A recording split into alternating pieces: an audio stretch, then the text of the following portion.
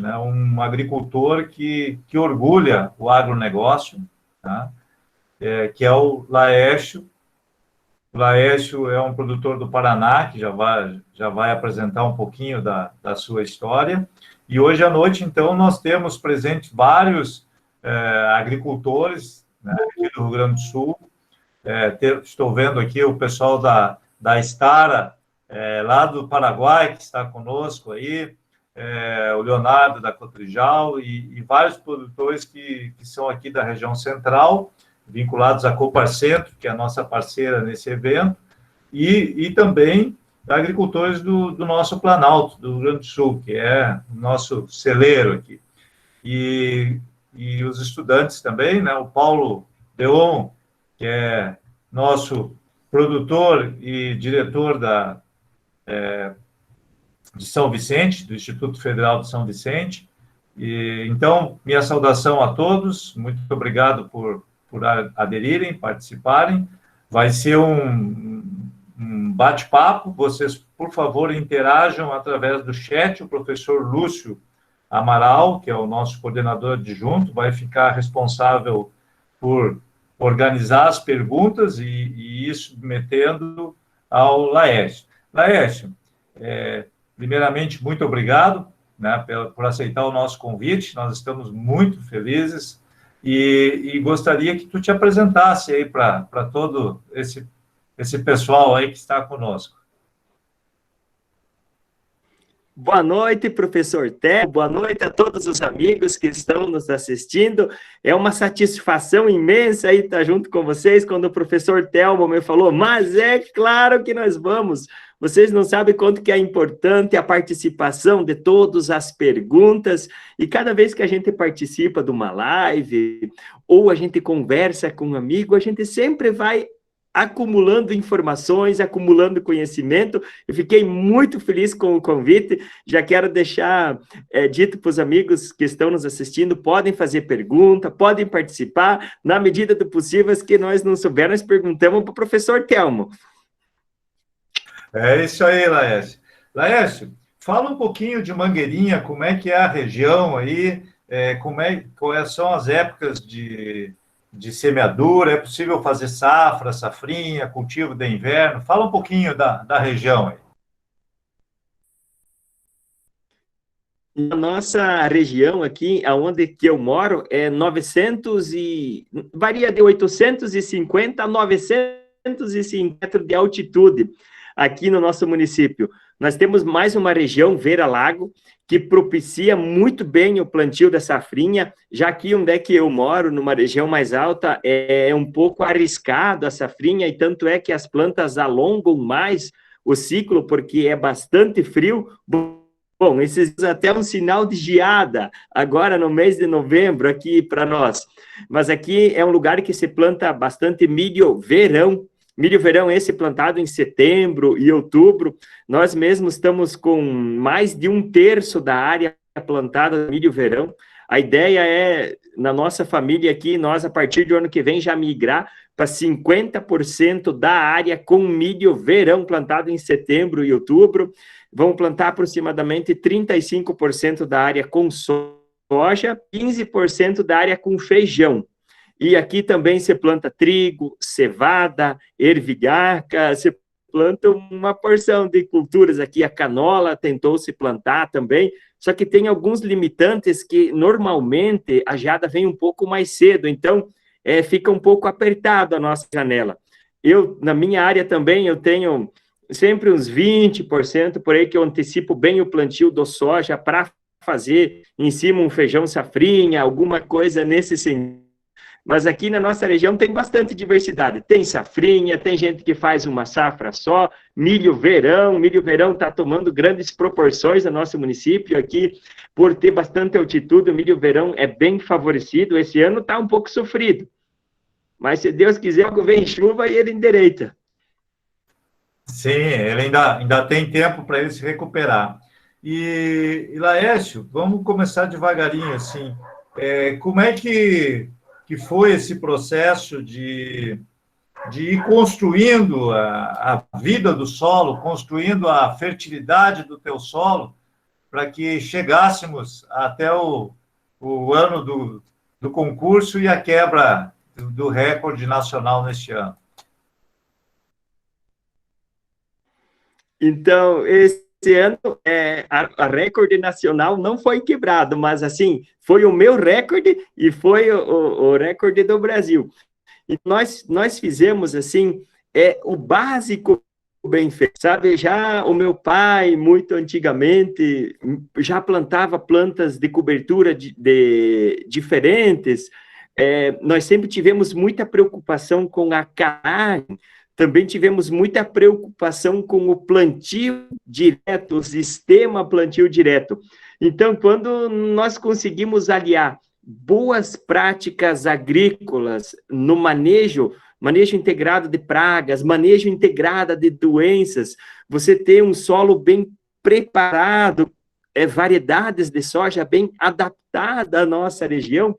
Então, juntou uma série de fatores e o principal deles foi as condições climáticas. O ano passado, para nós, correu simplesmente perfeito. Nós tínhamos umidade, nós tínhamos dias ensolarados, então, quando juntou um sistema preparado, variedades adequadas, plantado no melhor momento, com bom monitoramento da nossa parte, na parte de fungicida, de nós estar sempre presente, aplicar só quando realmente tinha necessidade, nós conseguimos, além de colher bem, ter muita sustentabilidade, sabe? Isso que me deixa eu mais feliz ainda, não é o fato de ter colhido bastante, porque é muito mais importante do que você colher, do que você guarda, é o que sobra, a rentabilidade. E o ano passado nós fizemos o MIP na nossa área, nós conseguimos tirar a área com zero aplicação de inseticida, o manejo de fungicida do meu município é 3,6 aplicação, eu tirei com 3 aplicação de fungicida devido ao monitoramento, então é motivo de muita alegria, é motivo de que fazer o dever de casa bem feito, quando as condições climáticas ajudam, nós vamos longe. Que bom, eu quero dar uma saudação especial ao nosso convidado e organizador também do evento, Vandro. Saúdo o pessoal aí e já encaminho uma pergunta para o nosso Laércio.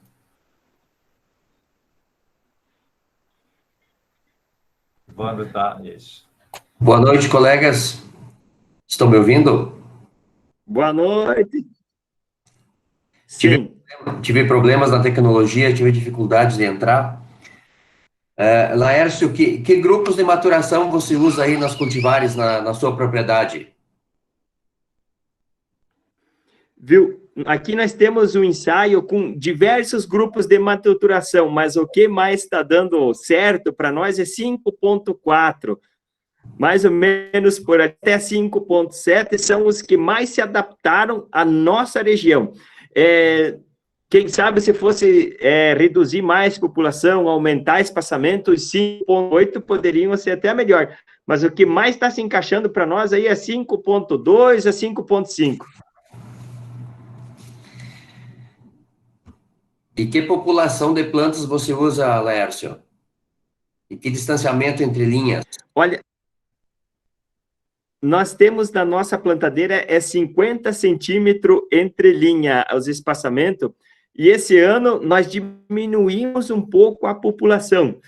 Tinha tendência de faltar um pouco de água, então nós pensamos o seguinte, vamos diminuir um pouco, que daí as plantas conseguem se repartir entre si melhor a água. Nós estamos com 12 de 50, vai dar 240 grãos, vai ficar uns 220 plantas finais por hectare. Abaixamos bem a população em relação ao ano passado.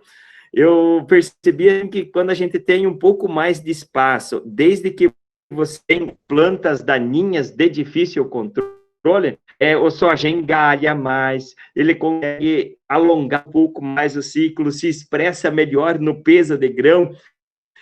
Isso nós chegamos na conclusão devido a vários testes que a gente faz dentro da nossa propriedade, e o que melhor se adaptou para nós foi um pouquinho mais ralo.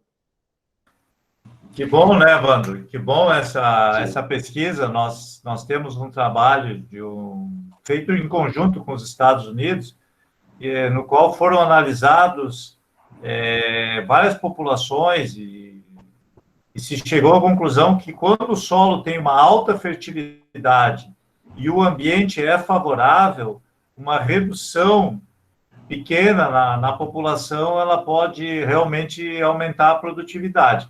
Agora, evidentemente, né, Laércio, isso tudo depende muito do ano e depende do local que você está, porque não dá para fazer uma generalização assim para todas as regiões, né? Sim, cada local tem um ajuste fino. Se você tiver problema de mata competição, aí é necessário você ter uma população maior, porque o melhor herbicida para controle de ervas daninhas no soja é o soja.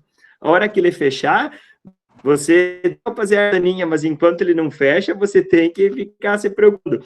Mas eu gosto muito da ideia de um amigo meu que até essa semana ele me falou o seguinte, sobre população. Vamos imaginar nós pegar uma Kombi, colocar 15 pessoas na Kombi com 5 litros de água para viajar um dia inteiro. Como é que eles vão chegar lá no final? Agora de 15, vamos abaixar para 10 pessoas na Kombi, né? Como que eles vão chegar lá no final? Então, eu acho que é uma analogia bem interessante, né? Quanto menos planta nós tiver, um pouquinho mais de água. Vandro. Oi. Você já trabalhou com linhas pareadas, Laércio? 2 linhas próximas a afastar. Eu com linhas pareadas ainda não trabalhei. Vi uns amigos meus que estão trabalhando, eu achei bem interessante. O que eu fiz dentro da minha propriedade foi plantar agrupado. Então, nós até fizemos alguns testes aqui de uma soja, o 6410, que é uma soja destinada aqui na nossa região para plantio, para fazer semente, para as cooperativas. É uma soja que não se adapta aqui, mas daí, nessa soja plantada, eu me lembro, faz 3 anos que eu fiz esse teste. Nós plantamos com 50 centímetros de entrelinha e ficou 60 cada cova. Eu larguei ela bem rápido, sabe que ela ficou em pé até naquele ano, ela produziu bem, chegou a 80 sacos por hectare aqui na nossa região. Então, para as variedades que crescem bastante, que tem problema de acamamento, o plantio agrupado ficou até interessante, mas daí bate mais uma vez naquela questão, se tiver trapoeraba ou qualquer outros matos, ela demora bastante tempo para fechar a rua. Tá ótimo.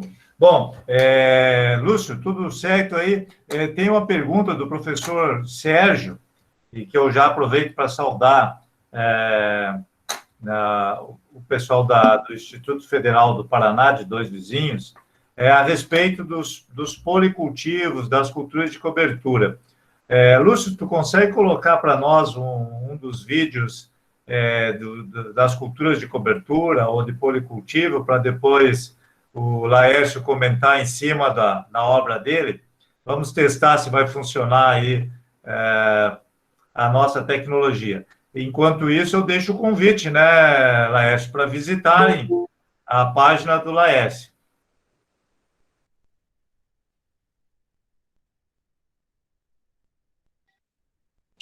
Vamos sentar, professor Telmo. Qual vídeo seria? Esse mesmo aí. Esse de 200 dias de plantio, esse aí. Olá, pessoal. Quero compartilhar aqui uma área em que nós estamos nesse talhão com 200 dias do plantio, do mix de cobertura até o momento de agora. 200 dias sem passar qualquer produto químico. Olha a maravilha que virou isso. Virou um mar de flores. Ficou um amarado. Ó, você mexe aqui, ó. Tá vendo lá onde é que mexe? Lá no fundo, ó, ficou amarada a lavoura inteira, ó. Olha lá onde é que mexe. Gente, tô curioso para ver o que vai virar isso aqui. Aqui nós temos 2 ervilhacas. Temos a ervilhaca normal, ela já está bem adiantada, olha aqui, ó, já está com o grão formado. Temos a ervilhaca peluda, que essa ervilhaca peluda, ela se pegou para trás, o ciclo dela é mais longo, não é que ela se pegou para trás, na verdade ela ultrapassou a outra, agora só ela que está florindo por cima. Por baixo, a palha da aveia, que serviu de escora para ela, já está tudo mineralizando. Olha a cobertura no chão. Vou tentar limpar um pedaço aqui para nós chegar no solo. Gente, vocês pensam só, olha a quantidade de folhas, a quantidade de coisas que caiu. Aqui, mais de 200 dias sem nenhuma aplicação química. Gente, olha só, olha como que ficou frouxo o solo. Um entremeio de raízes. Coisa mais linda de se ver, um solo com vida, totalmente descompactado. Aqui por baixo ficou um microclima sempre úmido. Olha que facilidade para tirar pedaços. Virou um tapete de raízes, tá? Coisa mais linda. Beleza, amigos? Vamos compartilhando aqui uma área. Nós vamos plantar um pedaço de soja e um pedaço de milho mais tarde. São apenas testes, nós vamos fazendo os testes e vamos compartilhando com os amigos. Valeu, amigos, e até mais! Ótimo, professor Lúcio. Bom, o professor Lúcio nos deu uma tecnologia e uma oportunidade muito boa, né, Laércio, de nós falarmos sobre esse consórcio. Tu consorciou duas evilhacas. Esse ano nós trabalhamos com a evilhaca peluda aqui, a Esmeralda, que gentilmente o Pacheco fez o contato para que nós tivéssemos, e ela foi maravilhosamente bem aqui na universidade. E eu queria que tu falasse um pouco, então, da evilhaca e desses mix de cobertura que você está fazendo, o quanto que eles ajudam a melhoria do solo, Laércio. Então, vocês viram ali que maravilha aquilo ali, vocês não sabem a minha alegria quando você entra numa lavoura e ali não sobra lugar para nenhum pé de buva, para nenhum pé de capim amargoso, é só as plantas de cobertura. Então, a gente pensa no sistema. Por exemplo, na área, nós colhemos o milho em fevereiro, final de fevereiro, nós esperamos esse milho guacho nascer, ou poderia ser o soja, passamos um produto de contato para matar e plantamos as plantas de cobertura no limpo. Tem uma frase de um amigo meu aí do Rio Grande, o Raul, ele sempre fala o seguinte: nós devemos dar real importância às plantas de cobertura como se elas fossem a safra principal. Então, a gente plantando elas no limpo, fazendo uma adubação de sistema. Gente, elas vêm tão bem.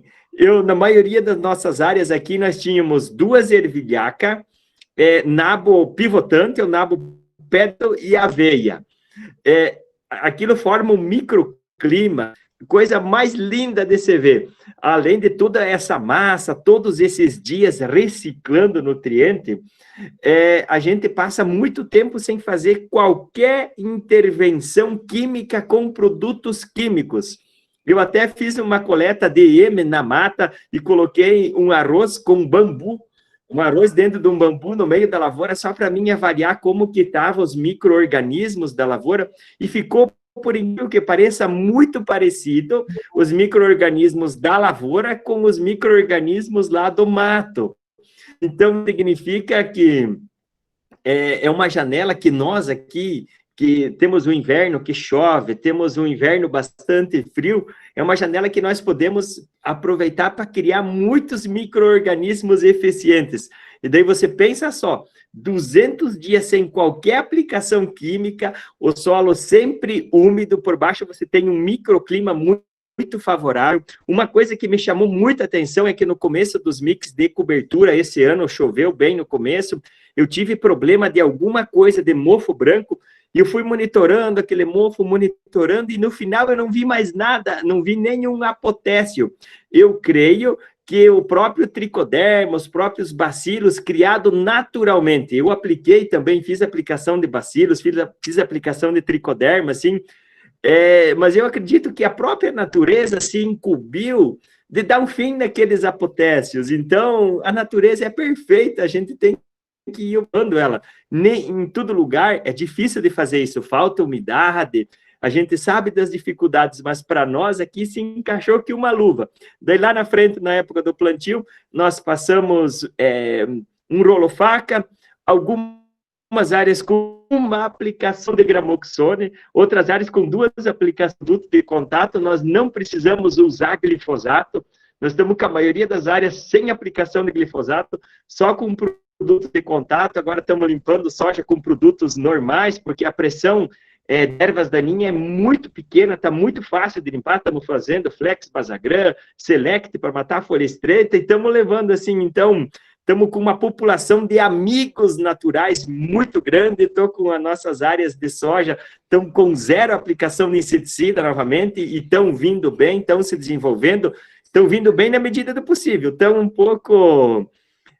pouco abaixo do desenvolvimento, porque está faltando água. Sem água as coisas crescem mais devagar, mas assim, os mix de cobertura, eu acho que é uma coisa que veio para ficar. Assim como nós precisamos uns dos outros, nós, produtor, precisamos do pessoal da cidade, o pessoal da cidade precisa de nós precisamos do mecânico, do professor, do pessoal que cata lixo na rua. As plantas é a mesma coisa.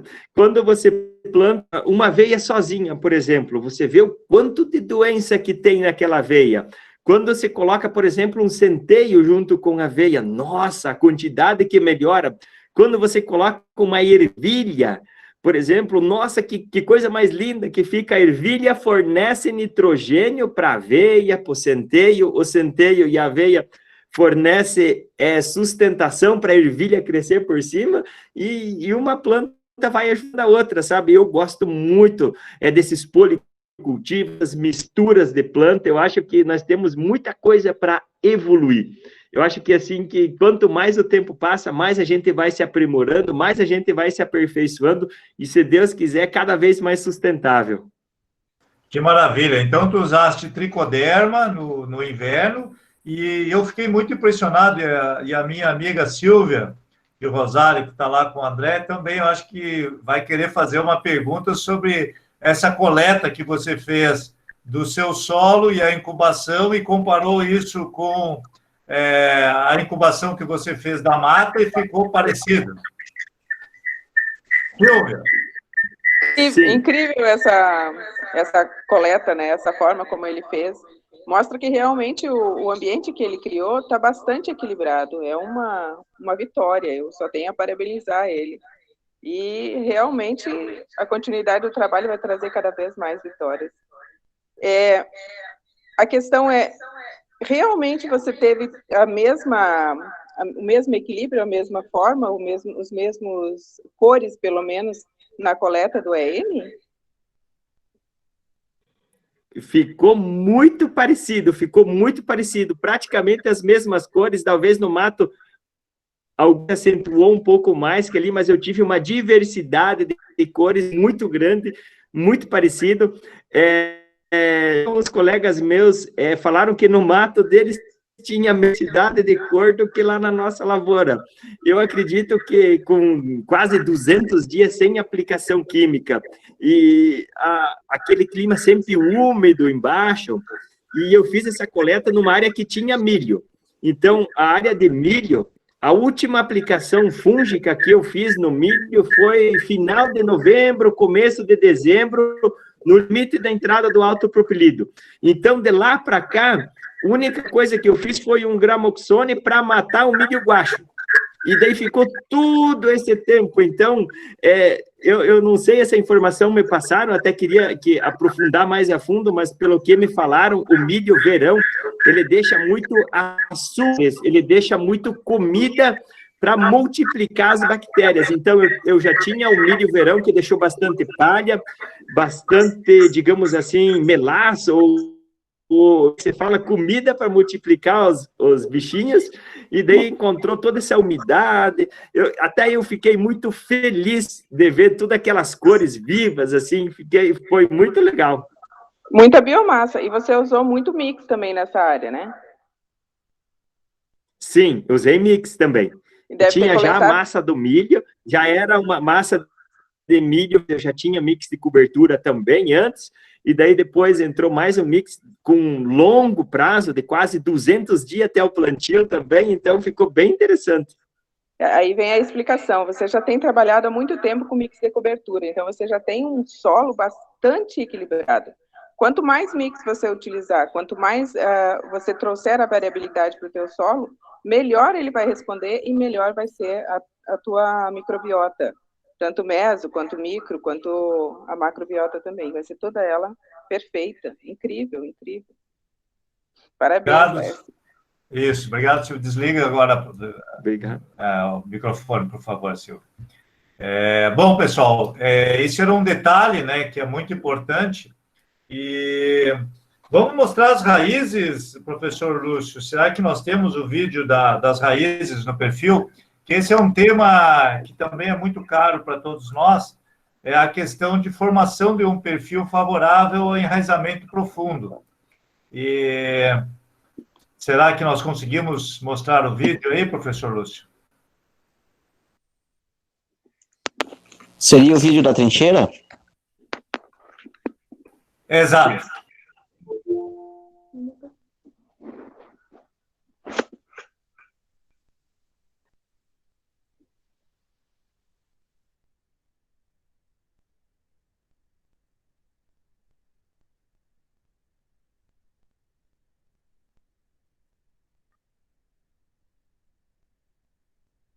Amigos, tudo bem? Então, voltamos a trabalhar na trincheira. Esse solo aqui é um solo que está com 20 anos de plantio direto, sem revolver o solo. Olha só que legal. Acompanha só as imagens lá em cima. Aqui nós temos o nabo pé de pato, nabo pivotante. Olha a questão de raízes dele. Olha quanta raiz que nós temos, raízes grossas, raízes finas em todo o perfil da ervilhaca. Aqui nós temos um mix de cobertura com 2 ervilhaca, nabo pivotante. Olha só esse perfil. Filma bem de pertinho para nós ver se nós conseguimos pegar na câmera. Olha aqui, 2,10, gente. Olha isso, vocês não imaginam a minha alegria. 2,10, olha a quantidade de raízes. Essas raízes provavelmente são da ervilhaca. Olha por dentro aqui, ó. Tá indo até 2,90 m. Chegou no fundo e olha lá, ó. Não tem uma raiz, tem várias raízes. E isso aqui me deixa tão orgulhoso. Olha, você pega onde que você desbarranca. Olha só, eu acabei de desbarrancar um pedacinho aqui. Olha só isso. Presta atenção nos detalhes. Olha quantas raízes que tem. Aonde que você desbarranca, você acha raízes. Então, aqui nós estamos com condições de descompactação. Esse nosso solo aqui está sem impendições físicas. Nós também temos uma biologia do solo muito viva, uma mineralização, minhocas, toda a palha decompondo e sem impedimentos químicos. Aqui não tem também alumínio em profundidade. Aqui tinha muito alumínio.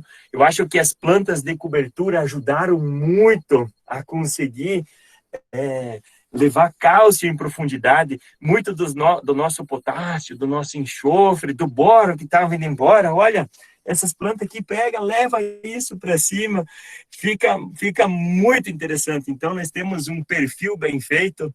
Acho que para nós pensar em altas produções, ou até mesmo para nós pensar em sustentabilidade, nós temos que ter esse tripé, com as condições físicas, químicas e biológicas. Aí fica muito fácil de nós conseguir conduzir. Veja bem, eu vou precisar passar o rolo faca e, quem sabe, 1 ou 2 produtos de contato, provavelmente uma aplicação de herbicida de contato. Veja a economia, veja como é que fica interessante. E assim, eu queria compartilhar essas informações com os demais colegas e falar que aqui nós temos plantas que se adaptam muito bem no sul do país. Mas aí no Mato Piba, no Cerrado, também tem muitas outras plantas. E nada melhor do que as nossas trocas de informação, a troca de conhecimento entre vizinhos, entre o produtor. Eu tenho muitos amigos no Brasil inteiro. E muita gente me pergunta se essas plantas de cobertura vão no Mato Grosso, por exemplo. Eu acho que lá, teoricamente, essas precisa ser feito um teste, eu acho que não vai tão bem, mas quem sabe vocês têm muitas outras plantas igual ou melhor, aí que entra a importância de nós compartilhar. Amigos meus estão plantando milho e daí um consórcio com milho, nabo, entre outras plantas, semeado de avião, no meio do sorgo. Eu acho que nós devemos trocar informações, levar isso aos estudos de faculdade, levar um monte de gente para a gente voltar a fazer as coisas mais simples, é nós cuidar do nosso solo com carinho, é nós fazer perfil de solo. Isso vai nos ajudar a economizar herbicida, vai nos diminuir a erosão. Olha quanto nutrientes que nós reciclamos. Nós investir no nosso solo é nós investir no futuro. Obrigado, amigos, e boa safra! Obrigado, Lúcio. Show de bola. Vou voltar com o Laércio aqui. Pois é, Laércio. Então, do vídeo anterior ainda me chamou muito a atenção que tu tinha palha de aveia e já vinha toda aquela adição das ervilhacas e você nota que está acumulando, né? Palhas de diferentes safras estão ficando ali na superfície e essas culturas maravilhosas aprofundando o sistema radicular e indo aí a profundidades que a gente não imaginava, né, Laércio? Sim, um detalhe bem importante, aquela palha de aveia que estava ali plantada junto com a ervilhaca, só que a aveia, ela tem um ciclo mais curto, um pouco, ela morreu, ela ficou por baixo e a aveia cresceu por cima. Outro detalhe bem importante que eu tenho observado, professor, nos mix de cobertura, é que quando você tem bastante plantas diferentes, você deixa um clima úmido embaixo e acontece uma mineralização muito rápida. Por exemplo, eu tinha milho verão e daí deu um erro na hora de plantar e ficou um pedacinho sem plantar. Você ia fora do mix, a palha de milho estava tudo inteira, ela estava seca e dentro das plantas de cultura, independente de qual seja as plantas ali, abafou bastante, tive umidade, estava tudo mineralizado, então ela acelera bastante esse processo. E cada ano as plantas vão mais fundo as raízes. E essas raízes, plantas de cobertura fazem, é o que vai usar o soja. O soja vai pegar esses canais e desce em ponto morto, já tem a galeria aberta, então ele cresce as raízes para baixo sem gastar energia, já tem o caminho aberto. Eu fiz a trincheira o ano passado, muito próximo àquela, o ano passado não tinha raiz tão funda assim, então isso mostra que a cada ano que a gente vai trabalhando, que a cada ano que a gente vai passando, você vai criando muitas galerias, e as plantas, elas pegam carona, é impressionante de ver. Depois eu fiz um outro vídeo observando, as raízes fininhas, elas pegam, elas aproveitam os outros orifícios e vai embora. Mesmo as plantas que têm as raízes mais delicadas, quando elas encontram esses espaços abertos, elas descem mais fácil. Ali você consegue oxigenar o solo muito melhor. É bem interessante. Eu acho que esse sistema plantio direto, quando você cria todas essas galerias, desce a água, desce o cálcio por ali também, é uma coisa assim que uma coisa ajuda a outra. Perfeito. E o Vandro está muito preocupado com a compactação. Ele comprou um penetrômetro de última geração aí, e está fazendo uma série de acompanhamentos em lavouras da situação de compactação. No teu caso, com esses policultivos, a compactação deixou de ser um problema, Laércio? Assim, eu acho que nós temos que cuidar muito quando a gente vai entrar na nossa lavoura. Por exemplo, sempre que possível, choveu, espera um dia a mais para entrar, principalmente com a peneira, ou para fazer alguma correção no inverno, que é uma época que para nós aqui é bastante úmido e chuvoso, né? Então, acho que esse cuidado de a gente não entrar com o solo molhado é um cuidado muito importante. A rotação com milho verão ajuda muito na descompactação. O milho verão faz muita raiz, então ele já vai trincando a terra, já deixa tudo as coisas abertas, e essa diversidade de raízes, elas vão ajudar bastante na descompactação de solo. Eu tenho compactação em algum lugar que é cabeceira, onde que tem tráfego de máquinas, ali tem compactação, mas dentro da área, no geral, onde que o tráfego é mais controlado, com bastante plantas de cobertura, elas por si só estão conseguindo deixar tudo tranquilo. Maravilha. Sobre esse tema de formação de perfil, o nosso colega Leonardo Kerber, da Cotrijal, Ele trabalha muito aqui com qualidade de distribuição de calcário. A Cotrijal é uma cooperativa referência para nós aqui no Sul. Realmente ela consegue produtividades muito altas. Ele está perguntando sobre como que tu trata a questão de calagem, dose, periodicidade, e qual o objetivo de correção de pH, qual é o ideal aí, na tua opinião?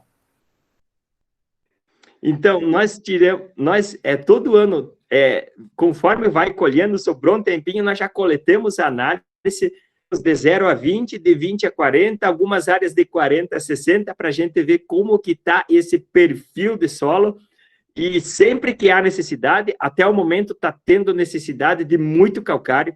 As nossas áreas aqui faltava muito calcário, é um lugar que tem muito alumínio. Até o meu pai e meu irmão, minha família, quando veio morar aqui, eles falaram que derrubaram o mato há muito atrás e plantaram o milho, e o milho não saía do chão, ficava fininho, amarelo, sabe? Puro alumínio. Aqui tem alumínio que dá para fazer panela. Então, nós aqui, uma coisa que estava faltando para nós, que estava faltando para mim, era a aplicação de calcário. Nós queríamos colher bastante, mas falta calcário nas nossas áreas. É um insumo básico. E ainda faltava-nos muito a sério a calagem. Nós estamos tentando chegar com o pH de 6. Algumas áreas já chegou, outras falta bastante. E estamos praticamente, quase todo ano, estamos jogando calcário. É raros os anos que não vai calcário, porque nós vinha de um déficit bastante grande, agora nós estamos tentando equilibrar. E a partir do momento que se aumenta o calcário, que se corrige o calcário, eu percebi uma disponibilidade de fósforo, uma disponibilidade maior de potássio, só que daí está faltando alguns micros, por exemplo, zinco está faltando bastante, boro está faltando bastante, cobre está faltando bastante nas nossas áreas, mas diminuiu a exigência de fósforo e potássio. Fósforo e potássio é mais caro.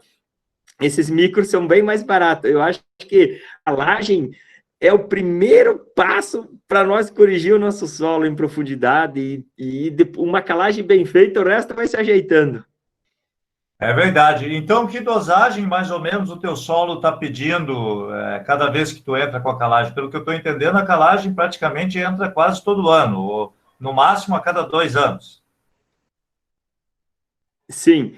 Depende muito de talhão por talhão. Cada talhão tem uma necessidade diferenciada. Esse ano eu tive talhões que precisou 1,5 tonelada por hectare e tive outras que precisou 4 toneladas por hectare. Então, se eu tenho um talhão de 5 hectares, nós temos a coleta dali e aplicamos. Cada talhão vai uma quantidade diferente. Perfeito. Isso aí é agricultura de precisão. E a outra questão que eu queria comentar contigo, essas raízes finas.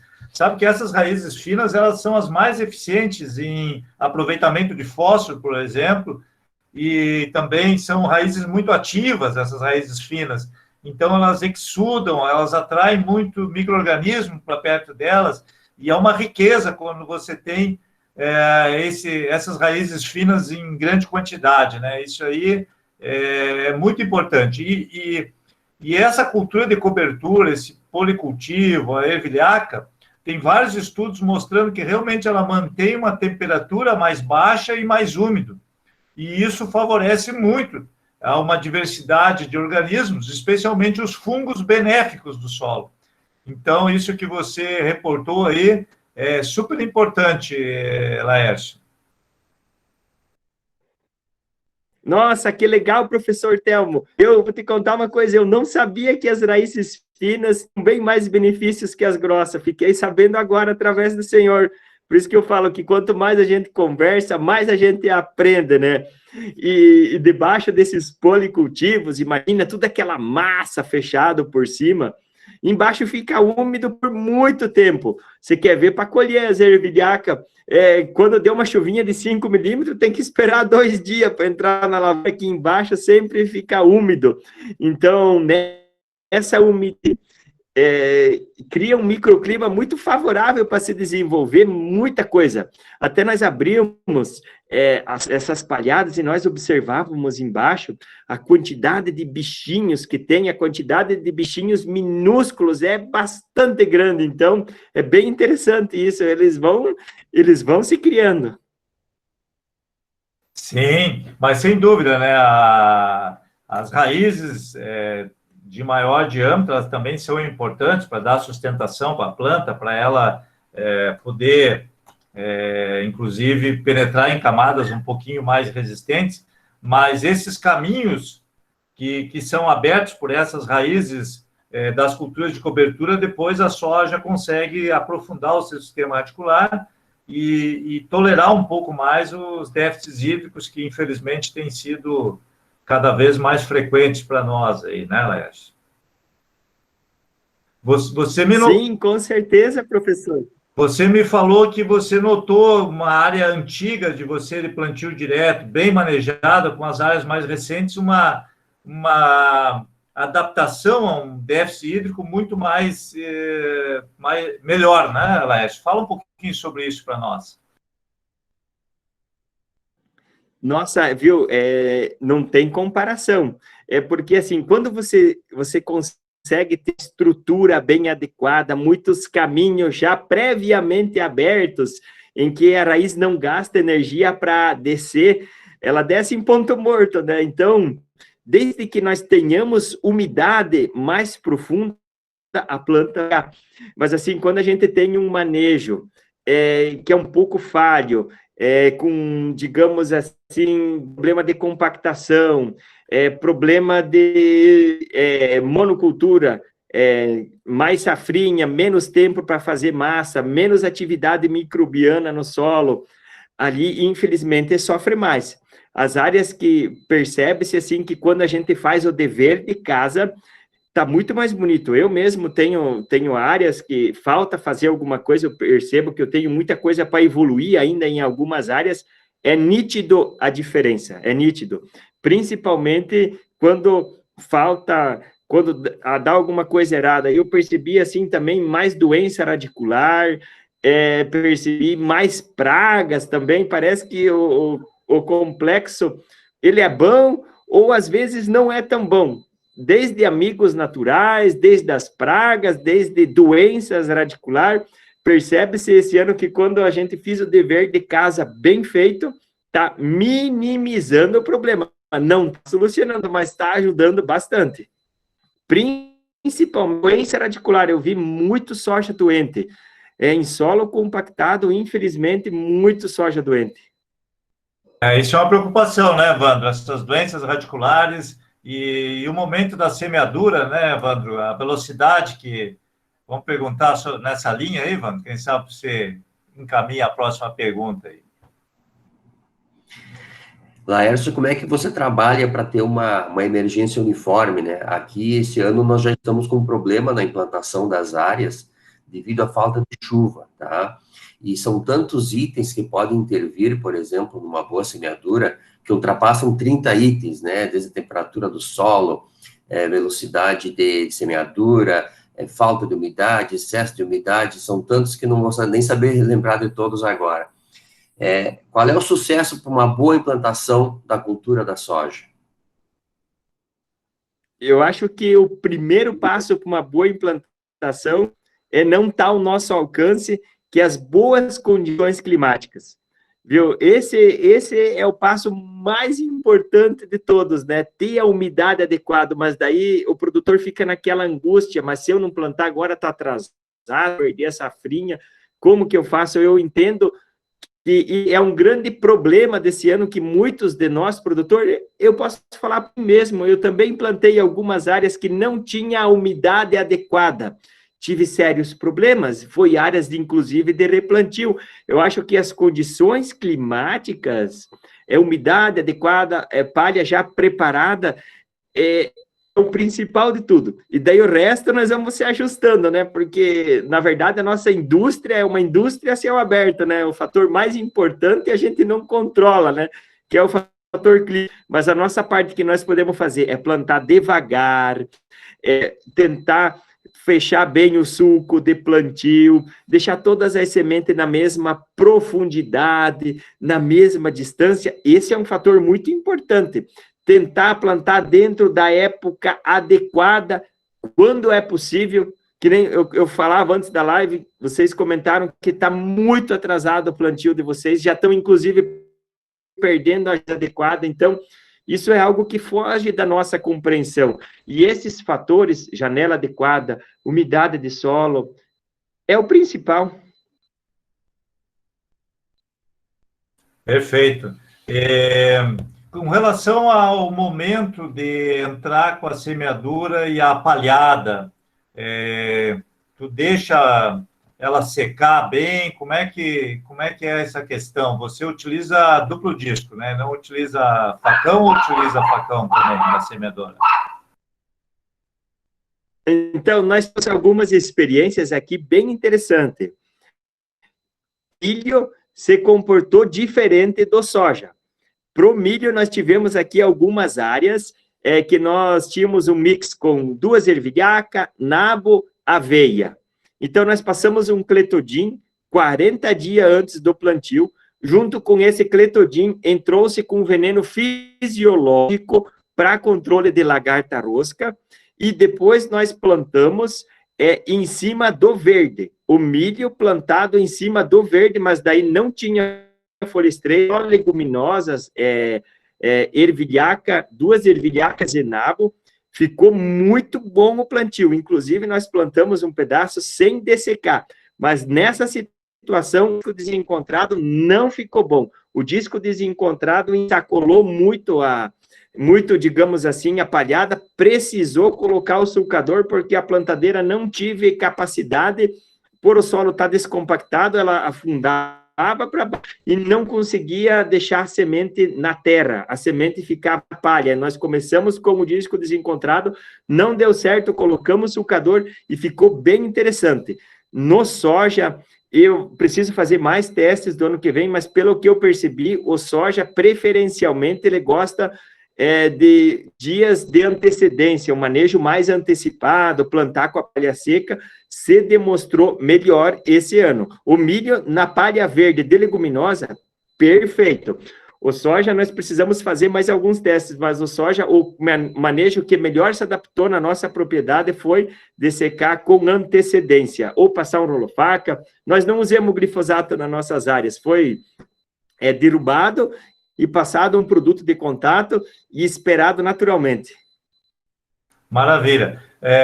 Rogério Pacheco, tu estás na escuta aí, eu queria que você encaminhasse uma pergunta ao nosso Laércio, por favor. Muito bem. Laércio, então vamos lá. O milho, eu quero que tu me explique agora, para nós todos, essa tua preferência pelo milho. Eu acho que a tua situação é igual à de Vacaria aqui pela altitude. Tu tá 50% do milho, 35% da soja e 15% feijão. O normal seria tu preferir a soja, não é com a tua produtividade. Por que essa preferência, que tu tá indo para 50% de milho? Sabe, eu gosto muito do milho. Nós ainda não estamos 50%, mas o ano que vem é já nós migrar para 50% de milho. O milho é rentável. Outra, o milho, por exemplo, as primeiras áreas que nós plantamos, chegou agora, no meio de novembro, nós fizemos a última aplicação de fungicida e não precisa mais entrar.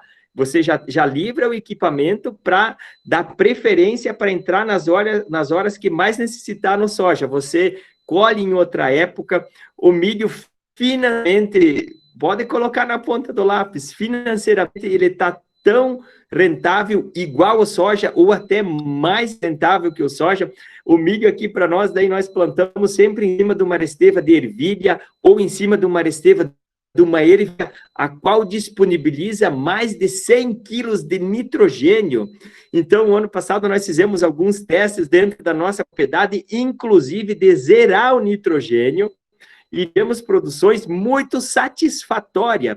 Então, a gente aproveita as plantas de cobertura para fazer um mix de cobertura bem arejado, que disponibiliza bastante nitrogênio para a cultura do milho, depois planta o milho verão, faz o sistema radicular bem agressivo, raízes bem fundas, no outro ano soja vem muito melhor, você faz rotação de herbicida, então você cria o milho verão, ele cria, digamos assim, uma enorme quantidade de comida para tratar os bichinhos que vão se multiplicar depois, que é os bacilos, os tricodermas. O milho verão, para nós, aqui é uma bênção.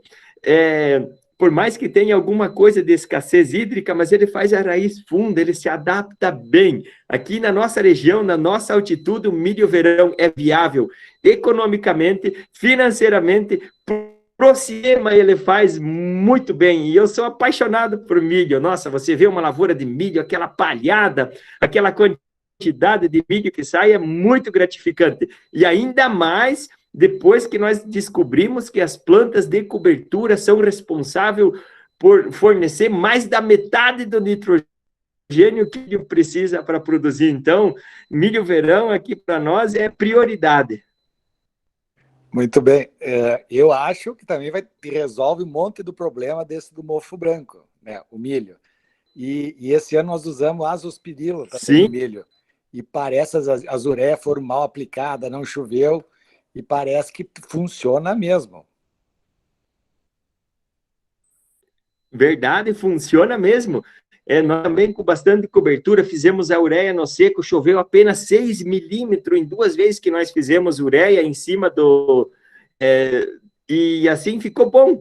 Tá razoavelmente bom. Podia estar melhor, podia, mas eu não posso me queixar. As lavouras de milho, as primeiras já estão em pré-pendoamento, as outras estão mais atrasadas um pouco, e o milho verão, assim, você acaba economizando bastante produtos. É muito fácil de levar. É diferente da safrinha. Na safrinha você já tem um monte a mais de preocupação, você tem problema de cair, você tem problema com doenças diversas, entre outras, né, a cigarinha. Então, aqui no verão é bem tranquilo de se fazer. E outra coisa é esse coletor de esporos. Isso aqui é inédito, e aqui no Rio Grande do Sul, pelo menos na nossa região, não tem. Essa iniciativa que tu teve é muito boa. Eu gostaria que isso viesse para nós também aqui, professor. E Alessio? Então, assim, essa iniciativa não é minha, essa iniciativa é do IDR Paraná, antiga Emater, agora IDR Paraná. Até hoje nós estávamos coletando a lâmina desse coletor de esporos. O técnico se desloca de Chupinzinho até aqui, ida e volta, ele faz uns 80 quilômetros entre ida e volta para vir coletar a lâmina, não tem custo nenhum. O coletor de esporos é uma ferramenta muito simples, é um cano de PVC, você direciona para passar por dentro dele, uma lâmina dupla face, em que os esporos chegam e grudam ali. O problema ter pessoas qualificadas para conseguir fazer a correta leitura para dar o diagnóstico correto, porque se tem ferrugem, tem que ter o diagnóstico, se não tem, não tem. E é muito difícil, até o técnico estava falando para mim, exemplo, se tiver perto de um pé de jabuticaba, tem muita coisa parecida, tem ferrugem do trigo, ferrugem do milho, o ídio, é um conglomerado de doenças das quais precisa ter um olho muito clínico para conseguir saber qual doença que está e como que está. E o coletor de esporos é muito eficaz. O primeiro ano que nós colocamos o coletor de esporos na nossa propriedade, a pressão de ferrugem chegou muito cedo. Nós tivemos a pressão de ferrugem chegando 20 dias antes, um mês antes. No meu coletor de esporos chegou a pegar 200 esporos de ferrugens viáveis, esporos de ferrugens agrupados. Então, numa situação dessa, o que nós, produtor, fizemos? Atira de 12, coloca a colina junto em curto intervalo de aplicações, aumenta o portfólio de fungicida, e daí esse ano que passou agora, nossa, esse ano o coletor de esporos demorou muito para pegar os esporos, quando chegou poucos, esporos mortos, chegou a atrasar um monte a entrada de fungicida, nós pudemos alongar. Mas sabe por que nós conseguimos fazer isso? Porque nós tínhamos informação. Porque se nós tivesse baseado ano passado, o nosso CCC ia ficar muito apertado.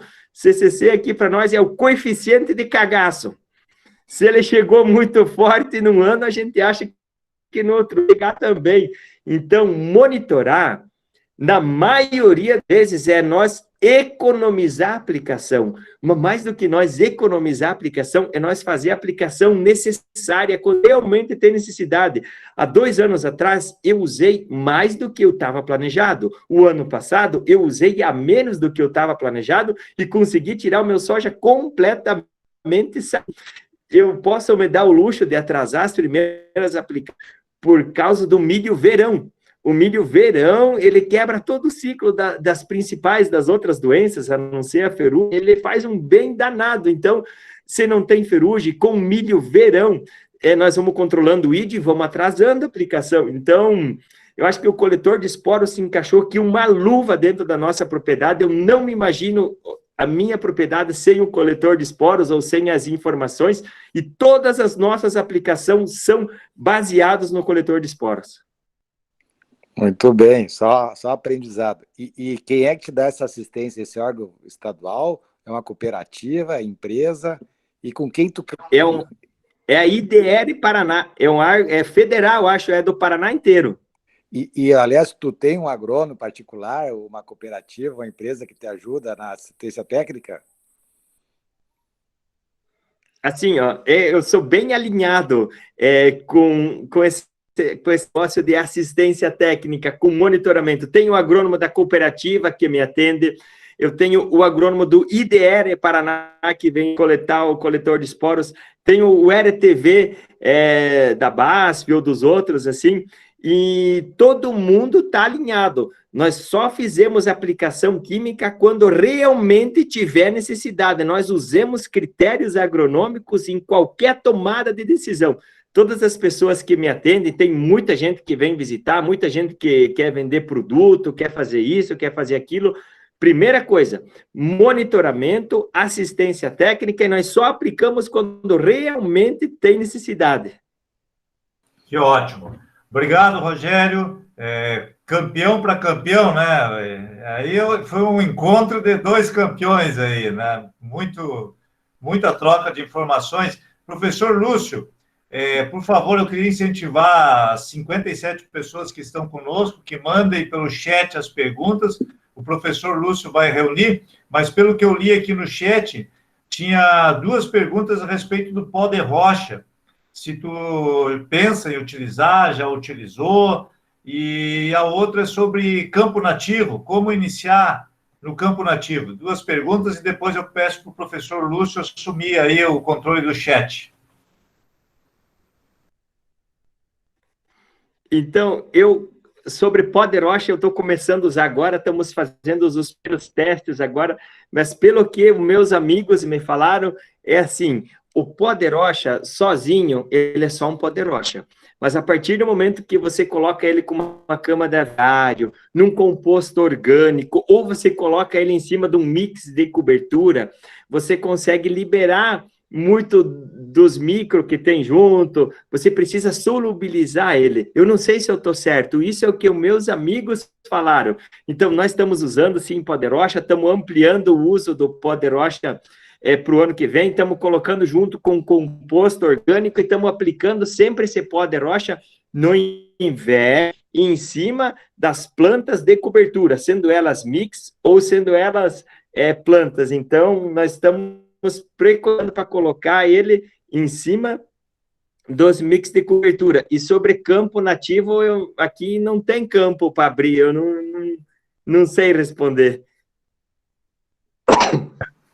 Nós aqui ainda temos uma grande área de campo nativo, né, que tem seu valor, mas quando nós conseguimos transformar em pastagens melhoradas esse campo nativo e agricultura, ele tem um potencial muito grande.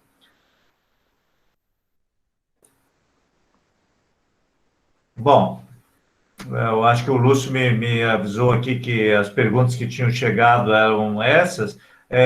Fica... Telmo, Pois não, Lúcio.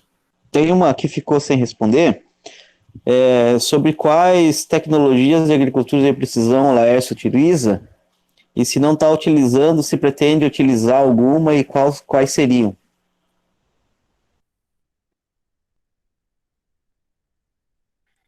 Então, agora, quando nós comprar a próxima calcareadeira, eu já quero comprar uma calcareadeira que consiga largar, digamos assim, variável.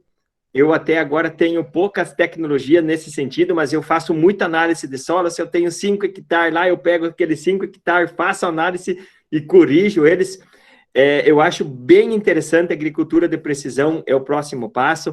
Nós já compramos agora, trocamos a colheitadeira, já pegamos uma que vai marcando a produtividade para a gente ver as manchas fracas, as manchas fortes, o que a gente pode fazer, tirar uma análise apartada, ver aquelas manchas que está fraca, se é uma doença de solo, é falta de alguma coisa, é falta de umidade, o que tem, sabe? Então, acho bem interessante, nós temos o NDVI agora para acompanhar as cores da lavoura também, para ver como que está se desenvolvendo, onde que está com mais coloração, com menos coloração. Acho que são ferramentas importantes e nós estamos começando agora a trabalhar com essas ferramentas. Eu acho que nós temos muita coisa para aprender, muita coisa para evoluir nesse sistema, só que para nós pensar nessa agricultura assim de detalhes, primeiro nós temos que fazer o básico bem feito, depois do básico bem feito nós vamos partir para essa parte. É isso aí, Laerte, mas quando tu fala que a amostragem de solo indica que uma hora precisa 1 tonelada de calcário, outro local precisa 4, isso aí é agricultura de precisão no seu ponto mais importante. Vando, tu tem uma pergunta aí sobre os mixes, né? Por favor, e depois o Lúcio encaminha as outras.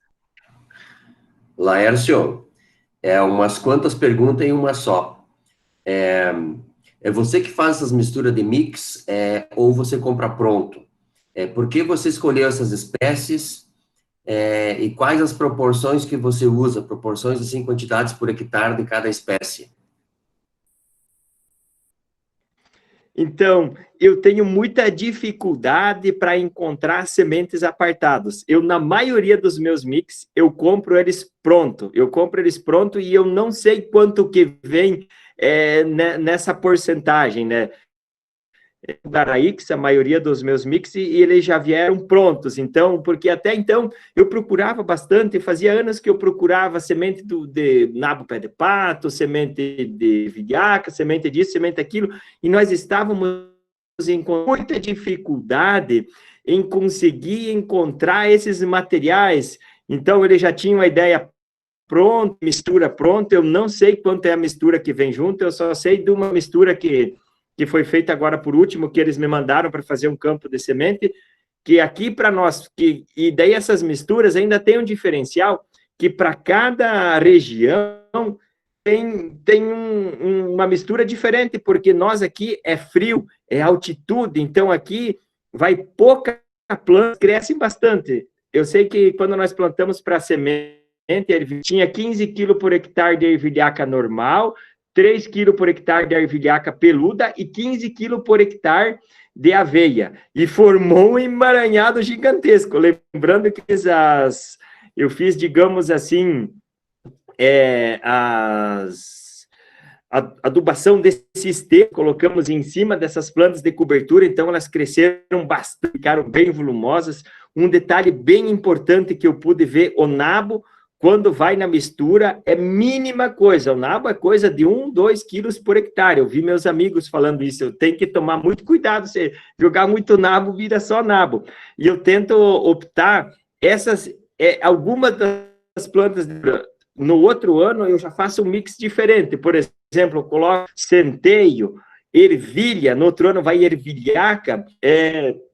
Estou pensando agora, eu já fiz ano passado alguns mais curta, onde que vai trigo, por exemplo, capim-sudão, milheto, trigo morisco, painço. Então, nós estamos tentando mesclar a maior o que nós mais conseguimos mesclar de plantas melhores. Tem muitos mix pronto de qualidade, tem muitas plantas que dá para plantar isolada também, mas eu acho tão interessante a gente, quanto mais diversidade a gente conseguir fazer ao longo de 3 anos, melhor, o sistema agradece. Esse é o caminho, né, Laércio? Para alimentar uma bicharada diversificada, nós precisamos ter plantas de diferente qualidade. Por favor, Lúcio, eu acho que chegou no chat aí várias perguntas, inclusive uma do Gabriel Hintz, representando Cachoeira do Sul. Exato, e o Gabriel lhe pergunta sobre a evolução da matéria orgânica nos seus solos, Laércio. Depois o professor Marini, ele pergunta, né, para você, qual parte de uma plantadeira você considera mais importante? Vamos com essas duas por enquanto, depois a gente faz uma nova compilação. Então, assim, ó, falando da plantadeira, qual a parte mais importante? Eu acho que é a peça que vai do volante. Essa é a peça mais importante, né? A regulagem. Mas se for pensar qual a parte mais importante, a parte de você conseguir colocar a semente no solo. Sabe, você não pode deixar a semente no meio da palha, não importa se for pneumática, isso eu acho que é uma coisa que não tem muita importância. Claro, tem importância, facilita muito, mas eu tenho vários amigos meus com uma plantadeira bem velha, bem antiga, e fazem um plantio perfeito. Eu acho que a principal parte é você ter a parte da distribuição da semente, o disco bem regulados, o disco, por exemplo, de 64 furos, agora tem várias opções para a gente conseguir largar bem certinho essa parte da semente e o cano condutor da semente. O cano condutor, isso é o mais importante. Eu vi vários amigos, eu mesmo, na nossa plantadeira, quando nós instalamos o Micron lá, aquele que joga o inoculador de sulco, nossa, instalamos o Micron, agora vamos fazer um plantio, nós ia lá procurar, achava semente fora da linha. Mas o que será que estava acontecendo? Pois não fiz uma rampinha, nós tínhamos colocado muito próximo, e fiz uma rampinha lá atrás, na saída do cano condutor, e ali ela jogava fora a semente, ou jogava mais para cima, mais para baixo, e nós demoramos muito tempo para descobrir isso, foi o dia inteiro procurando aonde que estava o erro.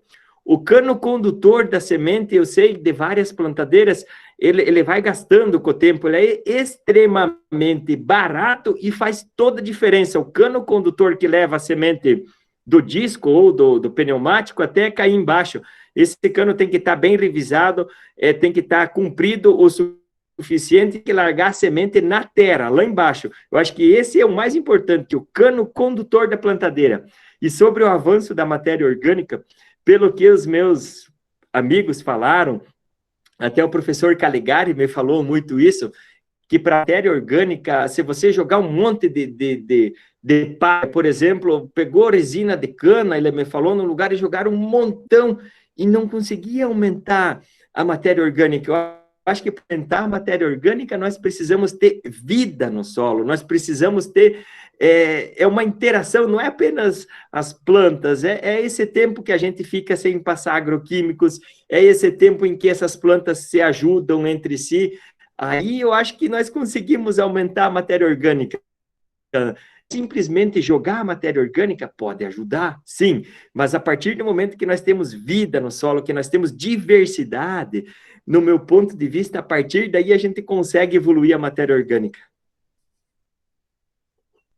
Resposta bonita, Laércio. Você sabe que ano passado eu tive a oportunidade de ir aos Estados Unidos, no Congresso de Agronomia, e lá foi apresentado os últimos avanços no entendimento da dinâmica da matéria orgânica, e a conclusão foi muito parecida com o que você falou, que essa diversidade de organismos, eles tornam mais eficiente o uso da palhada que nós adicionamos ao solo. Porque se você tiver um grupo especializado de organismos, eles acabam desperdiçando boa parte daquela palha que nós colocamos no solo e ele é perdido na forma de CO2. Quando você combina a adição com a proteção, com a estabilização do carbono, é que você tem o ganho de carbono. E isso ocorre quando você tem vida no solo. Então, parabéns aí pelo seu entendimento, né? Eu podia ter poupado uma passagem para os Estados Unidos se eu tivesse escutado melhor aí o teu ensinamento. Professor Lúcio. Temos mais duas perguntas, então, na sequência. Uma sobre se você utiliza ou se tem experiência com integração lavoura-pecuária, né? E se você utiliza alguma estratégia relacionada a esse sistema para promover melhor cobertura do solo. E uma outra, se você multiplica micro-organismos em sua propriedade, né? E se teria alguma infraestrutura mais diferenciada, assim, para essa multiplicação e também para aplicação. Então, a lavoura e integração pecuária, eu acho que é algo assim muito rentável, uma coisa ajuda a outra. Eu não tenho lavoura e integração pecuária porque os talhões que nós temos aqui são muito extraviados, são muito pequenos. Então, por exemplo, eu tenho talhão de 10 hectares. Como que eu vou fazer para manter o gado lá? Eu precisava ter alguém cuidando. Então, eu não tenho lavoura integração pecuária porque é muito esparamado. Aonde que eu moro aqui é 10 hectares, é bem pequenininho. E das outras áreas é tudo esparamado, tudo longe de casa. Então, dá medo de deixar o gado sozinho. Mas, assim, eu tenho vários amigos meus que têm lavoura integração com pecuária. Eu acho simplesmente fantástico. Eles colhem super bem. Quando você deixa o gado pastorear e você maneja na medida certa, você tem muita raiz. O gado come por cima, a raiz cresce, a raiz se aprofunda. E é muito mais importante, no meu entendimento, vocês, por favor, deixem a sua opinião, é muito mais importante as raízes do que a própria parte foliar, a parte que a gente enxerga. E quanto mais o gado come, mais raiz faz. Claro, o que não dá para fazer é tocar o gado com o pulverizador na hora de plantar. Não, aí não tem como nós fazer isso. Mas essa questão de você tirar o gado com um pouquinho de antecedência, deixar o solo descansar um pouco de massa para você conseguir fazer uma dessecação e fazer um bom plantio com o mínimo de palha possível, é completamente viável, rentável. Outra coisa que eu, falando com outro amigo meu, ele me falou o seguinte: a partir do momento que nós corrigimos o nosso solo, que nós temos um solo bem corrigido, principalmente em cálcio e magnésio, você tem muito mais formação da aveia, do azevém, do milheto, do que você vai pôr para os teus animais. Você tem um ganho muito mais de quilos, ou arroba por hectare, não sei como é que vocês fazem conta aí, solo bem preparado, bem estruturado, diversas variedades de azevém, centeio, espiais, assim, que fornecem muita massa, estão tendo um ganho muito bom. Eu até estou pensando em como que eu poderia fazer aqui, voltar alguns talhões de lavoura pecuária, eu acho bem interessante, parabéns para quem faz, eu acho muito legal. E sobre a produção on-farm, nós temos aqui na nossa propriedade, nós construímos um galpão, um barracãozinho bem pequenininho, e nós fizemos algumas multiplicações, mas agora até nós estamos quase equiparados com as multiplicações. Eu faço muita multiplicação no inverno, eu foco em jogar essas multiplicadas, tricoderma, bacilos, em cima dos mix de cobertura. Eu tento jogar esses produtos ali, naquela ocasião. É uma opção, sim. E uma coisa que eu acho fantástico é multiplicar o EM. Essa coleta na mata que a gente faz com arroz, que a gente coloca num bambu, que deixa lá na mata, e coloca as folhas por cima, coleta ela, ferve açúcar, põe junto. Eu acho que o EM, na minha região, no meu local aqui de trabalho, é até mais importante do que a própria multiplicação de micro-organismos isolados. O M é muito fácil de fazer, não precisa barracão, não precisa nada, é algo muito simples, a gente coleta na nossa própria mata, multiplica os micro-organismos que estão aqui na nossa micro-região, porque pelo pouco que os meus amigos me falam, tudo que eu estou falando aqui, eu estou repassando e os outros falam para mim. É que, por exemplo, a nossa mata, ou nossa região, tinha muitos micro-organismos eficientes, e quando a gente passa fungicida, inseticida, infelizmente, a gente vai abaixando a população deles. É natural, a gente precisa produzir grão, a gente precisa fazer aplicação de nitrogênio, e cada vez que é fazendo várias aplicações, nós vamos diminuindo a população. Então, quando a gente tem um mix de cobertura, aí você já tem condições ideais, aí você pega um EM coletado na mata, multiplica, coloca ali no solo. Gente, isso fica tão legal.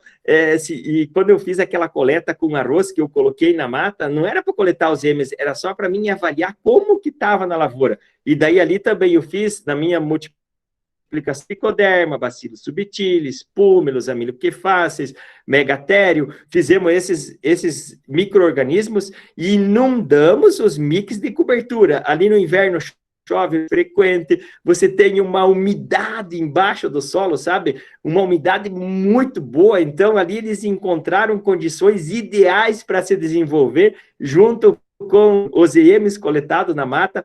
Tanto é que eu procurei, olha, nesses últimos dias eu procurei muito para ver se conseguia encontrar algum escleródio, porque nós temos muito mofo branco aqui na nossa região, e no começo dos mix se formou mofo branco, tinha alguns escleródios, mas eu, graças a Deus, não consegui ver. Eu vou monitorar, não tenho programado nenhuma aplicação de produto específico para o controle de mofo branco, por enquanto. Se o clima continuar seco, nós vamos passar sem nenhuma aplicação. Agora, se por um acaso ou soja fechar a rua, tiver a potássio não, que nós no monitoramento achar, aí sim nós aplicamos o produto químico. Se tiver necessidade, nós aplica. Mas eu estou bem esperançoso, estou bem otimista que eu vou conseguir ler sem nenhuma aplicação para mofo branco, apenas baseada no ZM, nesses bacilos, na própria natureza, dando conta de controlar os potássios, rua mais aberta, menos população, demorar mais para fechar o solo, porque enquanto as ruas estiver aberta, tiver a luminosidade chegando até no fundo, não tem mofo branco. O mofo branco vai dar quando fechar a rua e tiver flor, e tiver a potássio, quando juntar essas três coisas, aí não tem o que fazer. Aí pega uma aplicação química, porque o mofo branco para nós é uma das principais doenças aqui. E esse manejo que nós estamos fazendo bem antecipado, pensando no sistema, aparentemente está ficando muito bom. Por enquanto, nós vamos levar com o manejo. Mas sempre bem claro, a hora que apareceu a potássio, rua fechada e flor, atira de 12, senão o bicho pega. Que legal, Laércio. Manda um abraço para os amigos do Paraguai. Ricardo de la Meia está lá no Paraguai te acompanhando aí. Obrigado, amigos do Paraguai. Eu tenho vários amigos no Paraguai, até quero visitar vários lá. Nós sempre se conversamos via WhatsApp. Viu? Eu quero aprender a fazer, até tem os paraguaios que estão fazendo muito bem, é o TMT. Eu não sei como é que faz isso, quero visitar alguns produtores para colocar dentro da nossa propriedade isso. Joia. Bom, essa dos EM, certamente o André e a Silvia aí, que já estão trabalhando bastante com isso, e eu e o Vandro estamos aprendendo, né, Vandro? Com esse pessoal aí, a gente também está bem interessado aí em acompanhar isso.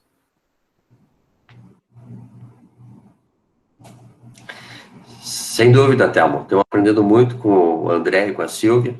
Eu queria aproveitar para fazer mais uma pergunta sobre biológicos, Laércio. Você tem usado algo em cobertura, por exemplo, durante o ciclo, por exemplo, fungicida biológico, inseticida biológico, na soja? No ano passado, fungicida biológico, usei sim, eu acho que foi bem legal. Eu acho que isso é algo que vai crescer muito, muito, muito, muito. Eu acho que todas as empresas estão apostando nisso e eu acho que é um caminho muito promissor. Precisa de muitos testes ainda, mas inseticida biológico, show de bola, muito bom. Nós estamos usando no milho também, vamos usar no soja convencional, se tiver necessidade, nós vamos usar, sim, alguma coisa de inseticida biológico, e eu acho, assim, que é um caminho que nós estamos recebendo nele. Daqui 10 anos, quem sabe, a nossa conversa vai ser bem diferente. Eu entendo muito pouco sobre esses biológicos, tudo que eu sei é os meus amigos que me passam, assim como das coisas que eu sei, e estamos estudando, aprendendo, fazendo teste, compartilhando ideias, e se Deus quiser, nós vamos aprender tudo junto.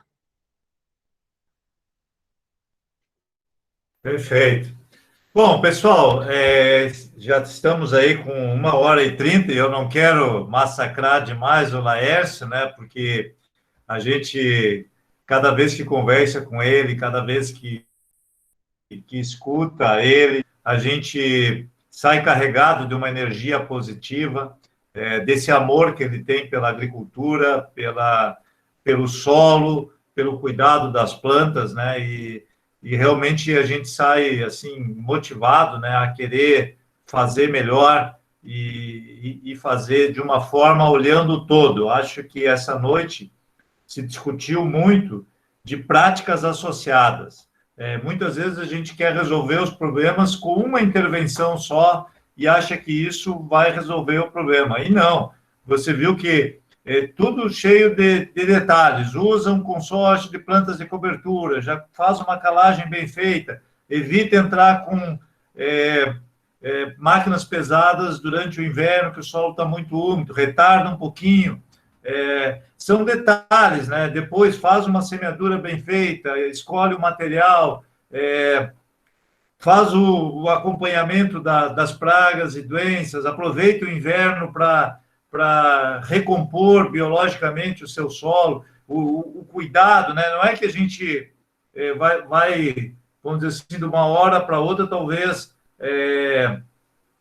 conseguir não utilizar químicos na nossa lavoura, mas sim que nós queremos usar de forma mais racional, de forma mais equilibrada, né?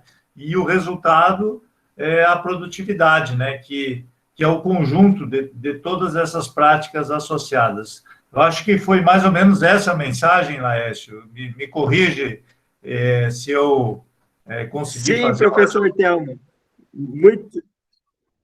Muito bem, professor Telmo. Fico muito feliz com vossas palavras, é exatamente isso. Muitas vezes nós, produtor, se nós pudéssemos chegar lá e comprar uma caixinha com a solução para os problemas e aplicar, nós fazia, viu? Mas essa caixinha, é isso que o senhor falou, é um conjunto de ações, é um conjunto de medidas. E eu quero agradecer muito pela essa oportunidade, eu sempre aprendo bastante quando eu participo das lives, e assim, ó, uma mensagem que eu quero deixar é que ninguém é campeão sozinho, ninguém.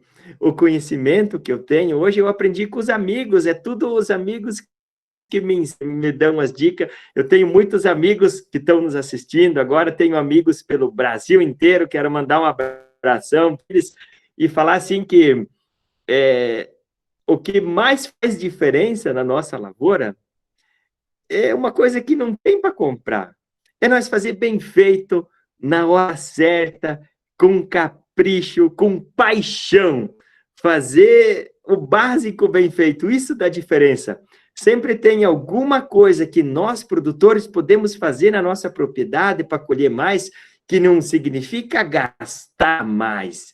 E se alguma coisa do manejo, alguma coisa... Sempre tem detalhes, tudo é detalhes, e a gente aprende muito com os nossos erros. Então, fica aqui meus agradecimentos, e vamos lá. E se eu conseguir ter uma agricultura sustentável e colher bem, você que está assistindo, você também consegue. Fé em Deus, pé na tábua, e vamos torcer que chova. É isso aí, Laércio. Precisamos da chuva e São Pedro vai olhar para nós aí e vai nos mandar a chuva necessária.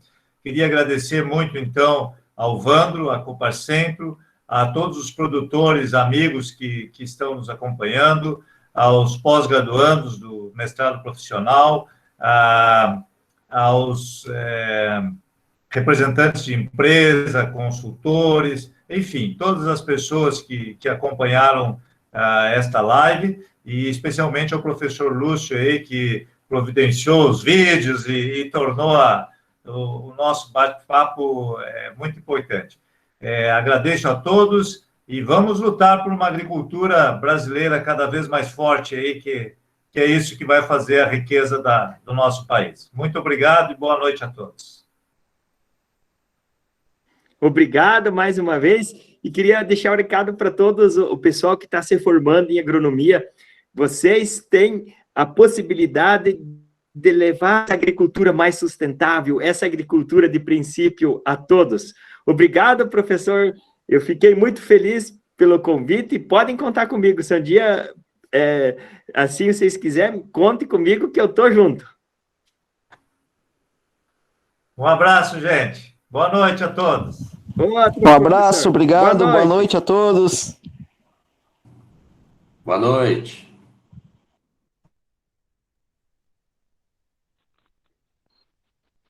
Boa noite. Obrigado. Parabéns, Alex. Parabéns a toda a equipe. Muito bom. Vamos dormir bem descansado hoje. Um abraço. Boa noite a todos. Parabéns pela equipe. Muito boa live.